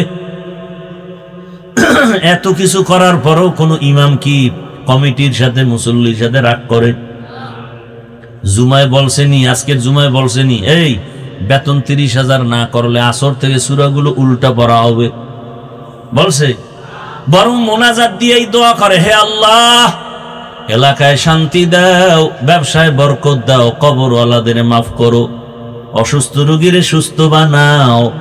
এরপরও যারা বলবা হুজুর ভালো না, আমি বলবো তোমার 14 পুরুষের রক্ত ভালো না। এলমেরা এজাজ করদান বেহিসাব, খলকেরা দান জবাবে বা সওয়াব হক না দারদ দোস্তে খালকা জারেরা লিস্তে ই খাসলাত একে দিনদারেরা। ও আমার যুবক বাবারা, বৃদ্ধ বাবাজিরা, ইবাদত কেন করব? রবের সাথে মোলাকাত, পুরস্কার পাবো, জান্নাত। এবার বুঝেন ইবাদত কিভাবে করব। ডাক্তার সাহেবের পরামর্শে কয় না, প্রফেসর সাহেবের পরামর্শে বলে না। ইবাদত কিভাবে করবা? একটাই মাত্র জবাব, তোমার জীবনের সব কিছু হবে রহমতের নবী রসুলের আদর্শ মেনে তুমি ব্যবসা করো, ইবাদত। রসুলের আদর্শ মেনে খানা খাও, ইবাদত। রসুলের সুন্নাত অনুযায়ী তুমি বাজারে যাও, ইবাদত। রসুলের সুন্নাত অনুযায়ী তুমি ঘুমাও, ইবাদত। রসুলের সুন্নাত বাদ দিয়া নামাজ পড়বা, ইবাদত হবে না। নবীর আদর্শ বাদ দিয়া যাকাত দিবা, ইবাদত হবে না। রোজা রাখবা, ইবাদত হবে না। যেমন একজনে মাগরিবের নামাজ 3 রাকাত ফরজে দাঁড়ায় চিন্তায় পড়ে গেল, বেজোর হইরা লাভ কি? আল্লাহকে আরো 2 সেজদা, এক রুকু বাড়ায়া আর 1 রাকাত করে 4 রাকাত জোর বানাই। আল্লাহ খুশি হবেন? আল্লাহ খুশি হবেন না কেন? বলে আমার হাবিবের তরিকায় নাই। অতএব রসুলের তরিকায় আপনি ঘুমাইবেন, ইবাদত। বলে কেমন? এশার নামাজ পড়ে নবী বলে ঘুমাও। ঘুম থেকে উঠিয়া যদি আবার ফজরের নামাজ আদায় করে নাও, ওই ঘুমের সময়টাও নেকের পাল্লায় ওজন হয়ে যাবে। মাকুন সুসুতি নামাজে পাঞ্জে গানা ফাওয়াইলুল লিল মুসাল্লিনাল্লাযিনা মুমিনারা ইনামাজে ইমদাদে দা ইস্তাইনু আয়াতে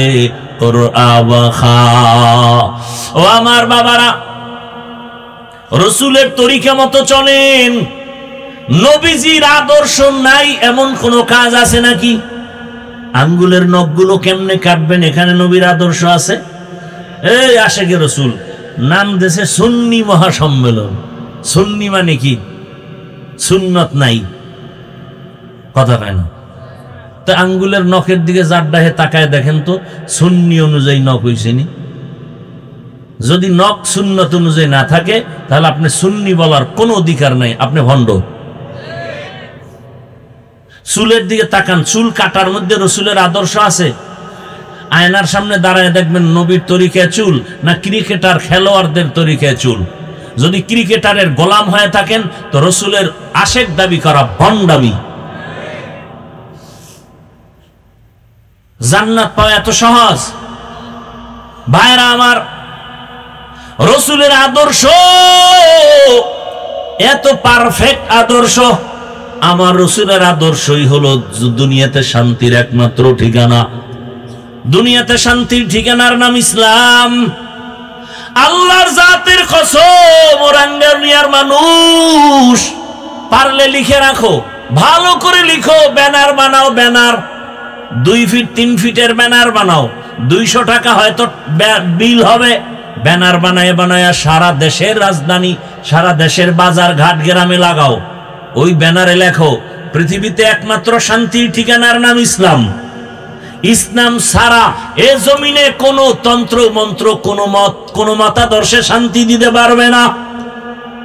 যতদিন পর্যন্ত ইসলাম কায়েম হবে না, ততদিন পর্যন্ত শুধু চাপাবাজের আওয়াজ শুনবা, শান্তি এ জাতির কপালে আসবে না। ভাইরা আমার, পৃথিবীতে যত নীতি আছে, নীতি, সব নীতির মধ্যে শ্রেষ্ঠ নীতি হলো ইসলামের নীতি। কি আপনি অস্বীকার করেন? যদি বলেন আমি অস্বীকার করি বা না মানি, তাহলে আপনার ইসলামটাকে দুর্বল বানিয়ে দিলেন। আল্লাহর কোরআন, আল্লাহর দেওয়া ইসলাম কি দুর্বল? তাহলে কেন বলেন ইসলামে এটা আছে ওটা নাই? নাই বলেন কেন? দুনিয়াতে যত নীতি আছে, পরিবার নীতি, সমাজ নীতি, রাষ্ট্রনীতি, অর্থনীতি, ইসলামে নাই? বরং ইসলামের পরিবার নীতি শ্রেষ্ঠ নীতি। দুনিয়াতে যত সমাজনীতি আছে, ইসলামের সমাজনীতি শ্রেষ্ঠ নীতি। দুনিয়াতে যত অর্থনীতি আছে, একমাত্র ইসলামী অর্থনীতি হলো শ্রেষ্ঠ অর্থনীতি। দুনিয়াতে যত রাষ্ট্রনীতি আর রাজনীতি আছে, ইসলামী রাজনীতি হলো শ্রেষ্ঠ রাজনীতি। ইসলামের নীতি এত সুন্দর, আর আপনি বুঝাইতেছেন পাবলিকেরে খবরদার রাজনীতির মধ্যে ধর্মকে টানবেন না। কেন? আমগো ধর্ম আর রাজনীতি তো আলাদা না? আলাদা নাকি? যে ইসলাম আলাদা, ধর্ম আলাদা, রাজনীতি আলাদা। আমগো অর্থনীতি যা ইসলামও তা, আমগো সমাজনীতি তাও ইসলাম। ইসলাম বাদ দিয়ে আমগো সমাজনীতি নাই, ইসলাম বাদ দিয়ে অর্থনীতি নাই, ইসলাম ছাড়া আমগো রাষ্ট্রনীতি নাই। আমাদের রাষ্ট্রনীতি মানে ইসলাম, আমাদের অর্থনীতি মানে ইসলাম। মিলানো বলে কেমন মিলানো? সূর্যের সাথে আলো যেমন মিলানো, বাতির সাথে আলো যেমন মিলানো, ফুলের সাথে ঘ্রাণটা যেমন মিলানো। ফুলের থেকে ঘ্রাণ আলাদা হলে ফুল যেমন ফুল না। রাজনীতি থেকে ইসলাম যদি আলাদা করে দাও, ওটা রাজনীতি না, ওটা দুর্নীতি আর পেটনীতি।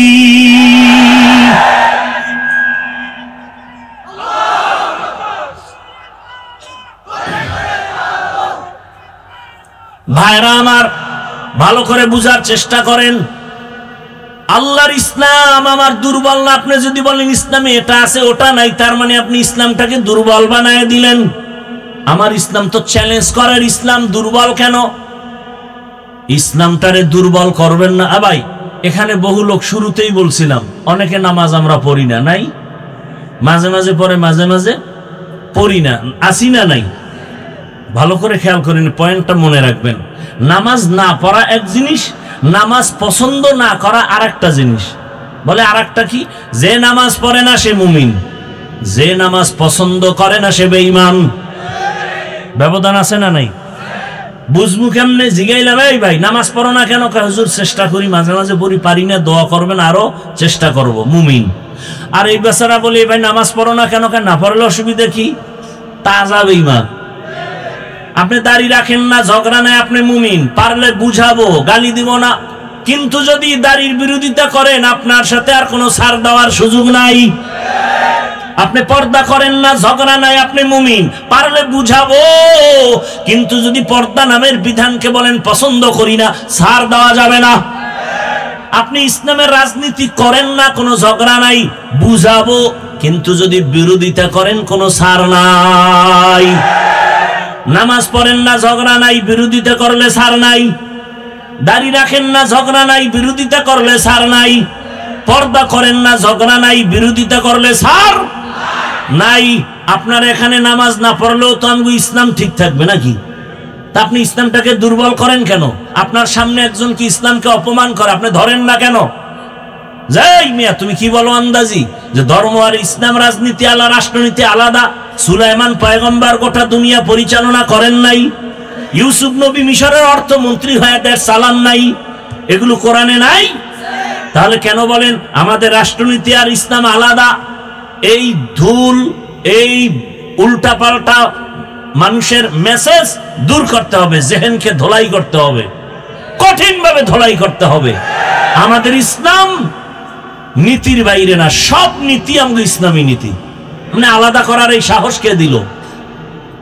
আপনি নামাজ পড়েন না সেটা ভিন্ন, বিরোধিতা করলে ছাড় নাই, সেখানে যুদ্ধ হবে। যুদ্ধ তো তাদের জন্য যারা ইসলামের বিধান মানে না। নামাজ পড়েন না এটা এক জিনিস, বিরোধিতা করলে কিন্তু আর ছাড় নাই। দাড়ি রাখেন না, ধন্যবাদ, আপনাকে বুঝাবো, পাও ধরে বুকে লাগাবো, হাসি দিব। বিরোধিতা করলে আর কোনো ছাড় নাই। কথা বুঝাইতে পারলাম? আমি বর্তমান বাংলাদেশের ইসলামী রাজনীতির কোন দলের দায়িত্বশীল না, তার মানে কি আমি ইসলামের, আল্লাহর দিন, কোরআনের আইন আমি অমান্য করব?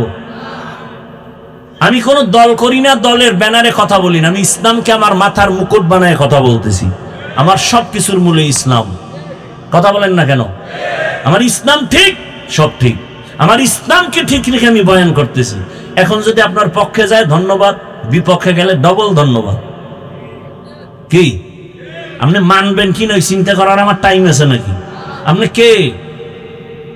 আপনি মানলেন না, না মানলেন, আপনি কে? আমার ইসলাম ঠিক, আমার আব্বা ওই লাইনে আছে, আব্বাও ঠিক। ওই লাইনে আমার পিসাব নাই, পীর বাপ। আমার ইসলামের লাইনের সাথে মিল নাই, আমার ওস্তাদের ওস্তাদ বাপ। কি আমার কথায় কোনো ঝামেলা থাকলে বলেন? আপনার মানতে সমস্যা কেন? আপনি বলবেন এই আমি নামাজ ঠিক মতো পড়ি না, কিন্তু নামাজ লাগে না বললেই জুতা মারমু, বলে দেবেন এটা তুই মান। আমি রসুলের সুন্নাত ঠিক মতো মানতে পারি না, ঠিক আছে, কিন্তু রসুলের বিরুদ্ধে কথা বললেই ফিডাম, এটা বলে দেবেন। তো প্রমাণ হবে আপনার ইমান ঠিক আছে। এবার আমলের বাকি, সে আমলের জন্য আহলুল্লাহর সোহবাত লাগবে, আল্লাহ আল্লাহর সোহবাত লাগবে। যারা বলে পীর মানি না, ওলিয়া উলিয়া মানি না, তারা আর একটা ভণ্ড। আসতে বলেন কেন? যারা বলে আমরা ওলিয়া উলিয়া মানি না, ওরা কোরআন মানে না, বুখারী শরীফ মানে না, ওরা ভণ্ড। ওদের যারা ভণ্ড বলে না, তারাও ভণ্ড। ওয়ামা খালাকতুল জিন্না ওয়াল ইনসা ইল্লা লিয়াবুদুন, আল্লাহর ইবাদতের জন্য আমাদের বানাইছেন।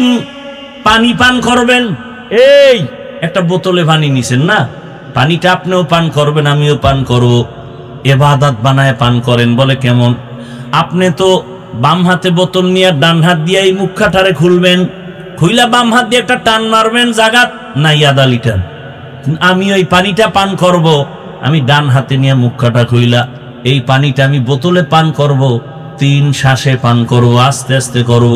আমার পানি পান করাও হবে, সুন্নত আদায় হবে, ইবাদত হয়ে যাবে।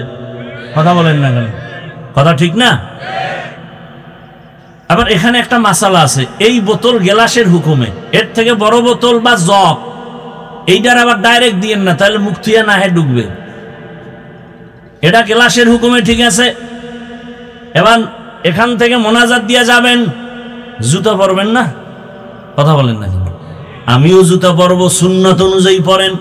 বলে কেমনে? বলে ডান জুতায় ডান পাও আগে ঢুকাও, এরপরে বাম জুতাটার মধ্যে বাম পাও ঢুকাও।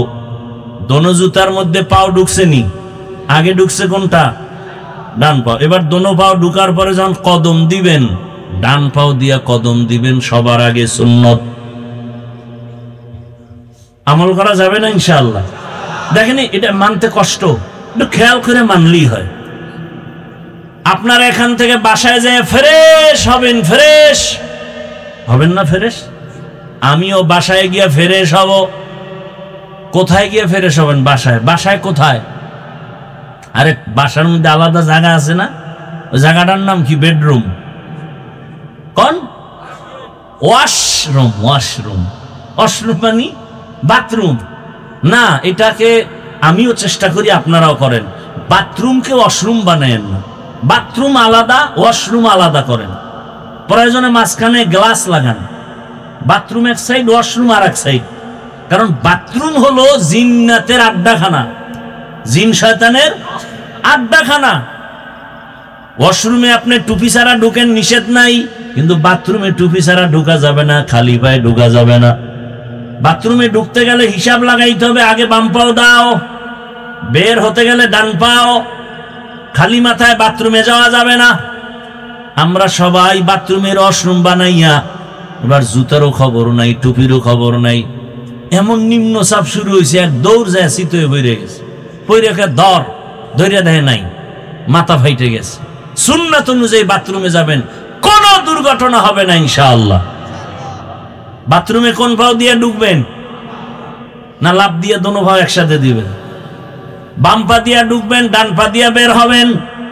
নবী বলেন বাথরুমে ঢুইকা বাম পায়ের উপরে ভর করে বসবে, এটা সুন্নত। বাথরুমে গিয়ে বসবেন না, খাড়ায় থাকবেন। বসেন কিনা এটাও তো চেয়ার বাইর হইছে না, চেয়ারের মধ্যে বয়ে বইয়া বাস আরামে কামও সারবে, পত্রিকাও ভরবে। আল্লাহ হেদায়াত দান করেন। হায় হায়। তাহলে বাম পা দিয়া ঢুকবেন, ডান পা দিয়া বের হবেন, বাম পায়ের উপরে বসবেন, হাঁটুর উপরে কাপড় উঠানো যাবে না। মক্কার বেঈমান রাখায় তঙ্গ নবী কেমন নবী? বাথরুমের নিয়ম শিখায়। রহমতের নবী সাহাবায়ে কেরাম বলে আমগো নবী এমন নবী, পানি ব্যবহারেরও নিয়ম শিখায়। বাথরুমে গিয়া কেমনে বসবো নবী তাও শিখাইছেন। পানি খরচ করব কিভাবে তাও রাসূল শিখাইছেন। খানা খাইতে বসবেন, লোকমাটা কেমনে দিবেন নবী তাও শিখাইছেন। খানা খাইতে বসো, সুন্নাত অনুযায়ী দোনো হাতের কবজা ধুইয়া লও। এটার কি বলেন আপনারা? দোনো হাতের কবজা ধুইয়া খাইতে বসবেন, সুন্নাত। তবে যেই প্লেটে খানা নিবেন ওই প্লেটে হাত ধুইবেন না, অন্য প্লেটে ধুইবেন। এরপরে ডান দিক থেকে খানা শুরু করবেন, দস্তারখান বিছাবেন। এরপরে খানা খাইয়ার আগে বিসমিল্লাহ বলবেন, ফাঁকে ফাঁকে বলবেন লাকাল হামদু ওয়া লাকাশ শুকর। খানা শেষ, এরপরে আবার দোনো হাতের কবজা অন্য পাত্রে ধুইবেন, খানার প্লেটে না। আর খানার মধ্যে যে জুটা হবে, কাটা জুটা, এটা পানির মধ্যে ফেলবেন না। এটা জিনের খানা, কুকুরের খানা, বিড়ালের খানা। বাহিরে একটা নিরাপদ জায়গায় রাখবেন, বিড়াল খাবে, কুকুর খাবে, না হয় জিনেরা খাবে। পানির মধ্যে ফেলে জুলুম করা যাবে না, ওদের মজা নষ্ট করা যাবে না। খবরদার, আজকে এই সুন্নাতটার ওয়াদা করে যান যে ইনশাআল্লাহ জুটা কাটা পানিতে ফেলবো না। পারেন না ইনশাআল্লাহ? আল্লাহ কবুল করেন। তো দেখেন তো, রসুলের সুন্নাত মানা কষ্ট, রসুলের আদর্শই শান্তি। 5 বার উজু বানাবেন, দেখবেন নিজের শরীরটা ফ্রেশ লাগে। আর যারা উজু টুজু নাই, নামাজ নাই, এগো পাশে দাঁড়ান যাইব, এটা প্রস্রাব করে লয় না পানি, আছে না নাই? অজু নাই, এরপরে শরীরের পোশাক ধোয় না কত মাস, গোসল মানি ধাম ধাম করে চলে আসছে, দাঁড়াইলে পাশের পর টানে বিড়ি, এর পাশে দাঁড়াইলে নামাজ শেষ। করে না মেসওয়াক, নাই ব্রাশ। অথচ রসুলের সুন্নত পরিষ্কার পরিচ্ছন্নতা। ইসলাম তো অপরিষ্কার না, ইসলাম তো পরিষ্কার পরিচ্ছন্ন। লা ঈমান লিমান লা তাহারাতা লা। নবী বলেন, যার পরিষ্কার পরিচ্ছন্নতার দিকে চিন্তা নাই, তার ঈমানের দুর্বলতা চলে আসবে। ভাইরা আমার, তো ইবাদত হলো আল্লাহর হুকুম বাস্তবায়ন করার নাম ইবাদত। প্রত্যেকটা ক্ষেত্রে ইবাদত কেন করব? আল্লাহর মোলাকাত, জান্নাত, আমার পুরস্কার পাওয়ার জন্য। ইবাদত কোন সিস্টেমে হবে? একমাত্র মদিনাওয়ালা রসুলের আদর্শ অনুযায়ী ইবাদত হবে। এরে আল্লাহর বান্দারা, ও যুবক বাবা, ও পর্দার আড়ালের মা বোনেরা, বৃদ্ধ বাবাজিরা, বয়ান তো আপনারা শুরুতেই বলছিলাম, আপনারা বয়ান জানেন, একটু বুঝটা ঠিক করেন। এত বয়ান শুনে লাভ কি হবে? বাবা, যদি নামাজ না পড়েন কোনো লাভ নাই। আমি আপনাদের এতক্ষণ যে এত চিল্লাইয়া কথা শুনাইছি, একবারও কিন্তু বলি নাই স্কুলে তালা দিয়া মাদ্রাসায় যান। আমার মতো টুপিওয়ালা বুজুর্গ বড় হুজুর হয়ে তসবিহ হাতে নেন। ভাইরা, আমি যা বলতে চাই, আমি চাই আপনি যে লাইনে থাকেন, জান্নাতের দিকে আপনি আগান। রসুলের তরিকা আপনার মাথার মুকুট বানায় নেন। আপনাদের লাইনে যারা আছে, জেনারেল লাইনে চাকরি করে, ব্যবসা করে, স্কুল কলেজে পড়িয়াও নামাজ পড়ে নাই। কত ডাক্তার নামাজ ছাড়ে না, দাড়ি অনেক বড়, স্কুলে কলেজে অনেক ছেলেরা পড়ে, মাথায় টুপি, বড় দাড়ি, পাগড়ি লাগানো। ঢাকা কলেজে গিয়া দেখো। ও আমার যুবক, তুমি কেন পারবা না রে বাবা? এখনো সময় আছে, তওবা করে নাও। স্কুলে পড়ো, কলেজে পড়ো, চাকরি করো, অনুরোধ করি ডাক্তার হও, engineer, professor, DC, SP, OC হও। কিন্তু খবরদার, আমার নবীর তরিকার বাইরে বেয়াদবি করিও না। মা বাবার দোয়া, শিক্ষকের দোয়া, উলামায়ে কেরামের দোয়া নিয়ে সামনে আগাও। নবীর সুন্নাত অনুযায়ী জীবনটাকে চালাও। কারণ আরে তোমার বুঝ আছে, জীবনে তো গুনাহ কম করো না রে বাবা। মনের শখ লাগায় গুনাহ করেছো। মনে শখ লাগছে দাড়ি রাখবা না, রাখো নাই। মনে শখ আসছে বেপর্দায় আড্ডা দিবা দিছো। মনে শখ লাগছে পার্কে যাওয়া, চলে গেছো। মনে শখ লাগছে নামাজ পড়বা না, পড়ো নাই। মনে শখ আসছে সারা রাত মোবাইল চালাবা, চালাইছো। এখনো কি ফিরবা না রে বাবা? তোমার শখ এখনো কি মিটে নাই? আর কত রাত মোবাইল চালাইলে তোমার শখ মিটবে বলো? আর কতদিন পার্কে পার্কে ঘুরলে তোমার শখ মিটবে বলো? আর কতদিন দাড়ি কাটলে তোমার শখ পূরণ হবে বলো? এবং হায়াতের বাকি আছে কতদিন, তাও বলো। ও আমার বাবারা, এমন কোন দিন নাই যুবকের লাশের খবর নাই। পানির নিচে যুবকের লাশ, ঘুমের বিছানায় যুবকের লাশ। এই কয়েকদিন আগে ফেসবুকের গোলাম বাবারা কি দেখেন নাই? বিদেশ থেকে যুবক ছেলে আসছে, টাকা স্বর্ণ নিয়া এয়ারপোর্টে নামছে, ঢাকা শাহজালাল আন্তর্জাতিক বিমানবন্দর। পরিবারের সবাই গাড়ি নিয়ে অপেক্ষা। গাড়ির মধ্যে আইসা উঠছে, বহুদিনের বিরহের মহব্বতের বেদনার আনন্দ শুরু হয়ে গেল। বাচ্চা সহ খুব আনন্দ করতে করতে বাড়ি যায়। বাড়ি যাওয়ার আগ মুহূর্তে গাড়িটা পানির মধ্যে পড়ে গেল, সন্তান মারা গেল, স্ত্রী মরে গেল। ওই আল্লাহর বান্দা মিডিয়ার সামনে এমন কান্নার আওয়াজ, বলে মানুষ বিবাহ করিয়া খাইয়া না খাইয়া আনন্দে কাটায়, স্ত্রী সন্তান থাকে, কিন্তু আমার কপাল কেন এত খারাপ, সব ছেড়ে গেলাম বিদেশে টাকা কামাই করতে, কিন্তু আজ আমি স্বর্ণ অলংকার নিয়ে আসছি, ঘরে থাকবো, কত আনন্দ করব, কিন্তু আমার কপাল বড় খারাপ, আমার হাতের উপরে আমার বাচ্চাটা মরে গেল, আমার চোখের সামনে স্ত্রী মরে গেল, আমি এখন কোন ঘরে গিয়া যাব? আমি ঘরে গেলেই তো দেখি আমার ঘর আছে, কিন্তু ঘরের আনন্দ দেওয়ার বাচ্চাও নাই, ঘরের মধ্যে বাতি জ্বালাবার আমার স্ত্রীও নাই। এমন কান্নার আওয়াজ। কয়েক বছর আগে আমার দেশে চিত্রাং নামের একটা তুফান হয়েছিল ডিসেম্বরে, বহু আগে। এমন তুফান, একটা যুবক ছেলে 8 বছর চাকরি করে বিদেশ থেকে আসছে, আইসা দোতলা একটা বিল্ডিং ডুপ্লেক্স বানাইছে, আগামী শুক্রবার বিল্ডিং উঠবে, হুজুরগো দাওয়াত দিছে, মাত্র 2-3 দিন বাকি, দ্রুত মিস্ত্রি কাজ করতেছে। পাশে একটা টিনের ঘর, ওই ঘরে গিয়া রাতে ঘুমায়, মিস্ত্রি কাজ করে দিন রাত্র 24 ঘন্টা। ওর 8 বছরের টোটাল কামাই এই বিল্ডিং এর ভেতরে। কিন্তু 2 দিন আগেই তুফান যখন শুরু হয়ে গেল, বিল্ডিং এর পাশে টিনের ঘর, একটা চৌকির উপরে ওই যুবক, তার স্ত্রী আর বাচ্চাটা মাঝখানে, 3 জন সমানভাবে ঘুমাচ্ছে। ওই তুফানে একটা গাছ আইসা টিনের ঘরের উপরে পড়িয়া 3 জনের বুকে চাপা লাগলো, সবাই জায়গায় মরে গেল। ওই বিল্ডিং জায়গায় পড়ে রইল, আমার মাওলায় আর ওই ঘরে উঠতে দেয় নাই, আসল বাড়ি ডাক দিয়া নিয়ে গেছে। ও আমার যুবক বাবারা, চোখ বন্ধ করে কত স্বপ্নই না দেখো, কিন্তু চোখের সামনে কত যুবকের হারাইছি, কোন দিন তোমার আমার খবর হবে জানা নাই। আজকে এখানে বয়ান শুনতেছ রে বাবা, কালকে আল্লাহ না করুন বুঝাবার জন্য বলি, হতে পারো তুমি হসপিটালের রোগী, না হয় তুমি ঘুমের থেকে উঠবা, মা ডাকবে, কিন্তু তোমার জীবনের শেষ ঘুম হয়ে যেতে পারে। মা যখন আইসা বলবে বাবার কত ঘুমাবি, উঠো, শরীরের মধ্যে টাচ করে দেখবে পুরা শরীরটা শক্ত এবং ঠান্ডা, মায়ের বুঝ হয়ে গেছে, একটা চিৎকার দিয়ে বলবে, তোরা কে কোথায় আছো, তাড়াতাড়ি আয়, আমার বাবা দুনিয়াতে আর জিন্দা নাই, আমাকে আর আম্মু বলার মতো কেউ নাই, আমার সন্তান আমাকে মা বলে ডাক দিলে যে আরাম পাই, মহব্বত লাগে, ভালো লাগে, আমার সে ভালো লাগার সন্তান চলে গেল। এরে বাবা, তুমি দেখবা তোমার জীবন চলে গেছে, এখন তোমার আপন জনেরা গায়ের গেঞ্জিটা বেলেট দিয়া কেটে কেটে রেখে দিবে, হাতের ঘড়িটা আর একজনে হাতে দিয়া বলবে এটা হাফিজুর রহমানের ঘড়ি না, এটা এখন আমার ঘড়ি। তোমার আপন বন্ধুটা মোবাইলের নাম্বারটা কেটে দিয়া বলবে বন্ধু নাই, নাম্বারও রেখে কোনো লাভ নাই।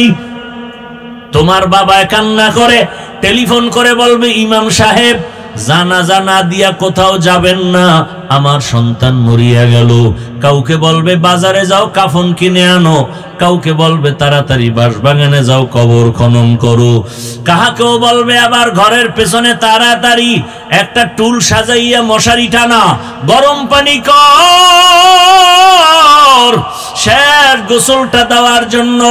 সবাই বলবে ঘর থেকে লাশটা নামাও, আমার আরামের বিছানাটা কই, আরামের বিছানা থেকে টেনে টেনে নামাইয়া ওই খাটের উপরে শোয়াইয়া গরম পানি দিয়া গোসল করাইয়া কাফন পরাবে, খাটিয়ায় উঠাইয়া যখন জানাজার ময়দানে নিবে, জানালা দিয়া মা ডাকবে আর বলবে আমার বাবারে কই দাও,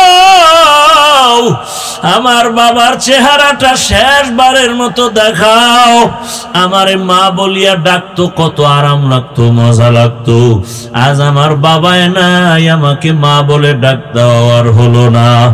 ওই মার থেকে বিদায় নিয়ে জানাজা পড়াইয়া এমন এক বাগানে কবর খনন করবে যেখানে দিনের বেলাও যাইতে বড় ভয় লাগে।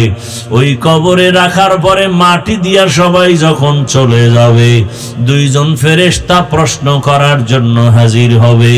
ও আল্লাহর বান্দারা, তিনটা প্রশ্ন সবার বেলায়। রবের পরিচয় দাও, ধর্মের পরিচয় দাও, রহমতের নবীর পরিচয় দাও। ওই প্রশ্নের জবাব যারা দিতে পারবে, আমার আল্লাহ কুদরতি আওয়াজ দিয়া বলবেন, এর কবর জান্নাতের বিছানা দিয়া দাও, জান্নাতের সাথে রাস্তা খুলে দাও।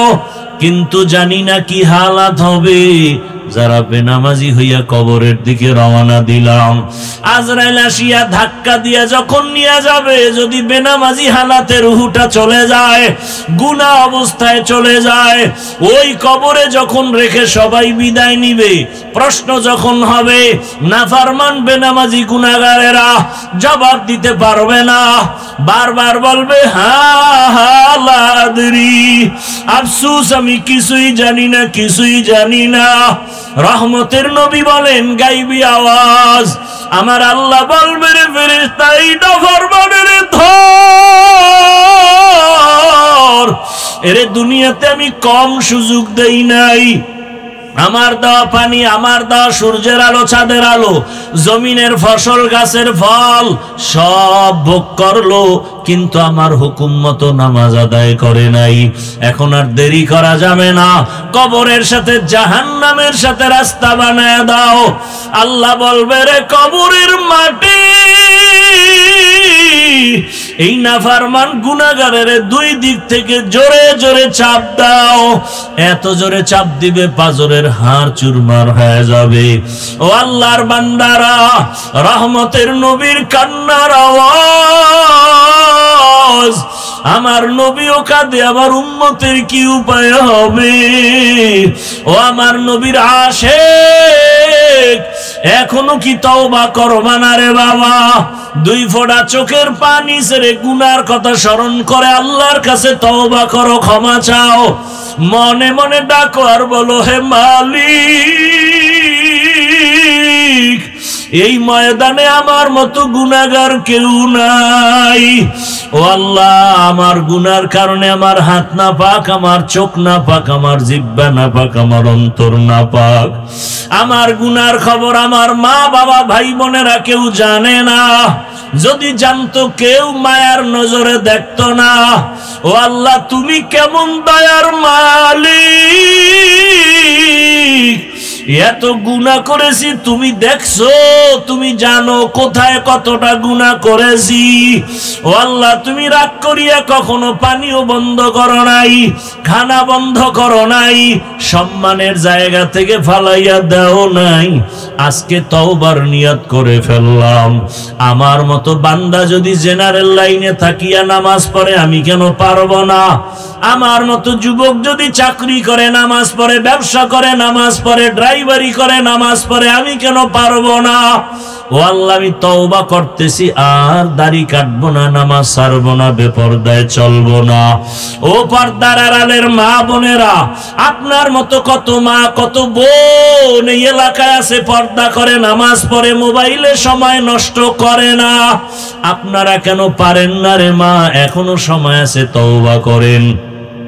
আল্লাহকে বলেন, একটা আদর্শ সন্তানের মা হইয়া কবরে যাবেন, কোরআন পড়ে পড়ে সন্তান দোয়া করবে, নামাজ পড়বে, ডাক্তারি করবে, আল্লাহর কাছে দোয়া করেন আর কাঁদেন আর বলেন, হে আল্লাহ, জীবনে তো মনের ঝাল মিটাইয়া শখ পূরণে গুনাহ কম করি নাই, আজকে থেকে তওবা করলাম, আর বেপরদায় চলবো না, মোবাইলে সময় নষ্ট করব না, নামাজ ছাড়বো না, স্বামীর মাল খেয়ানত করব না।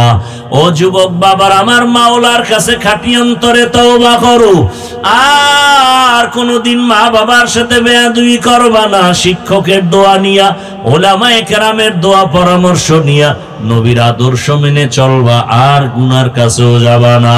তওবা করার মতো যদি অন্তর কারো তৈরি হয়, মুনাফিকি না থাকে, খাঁটি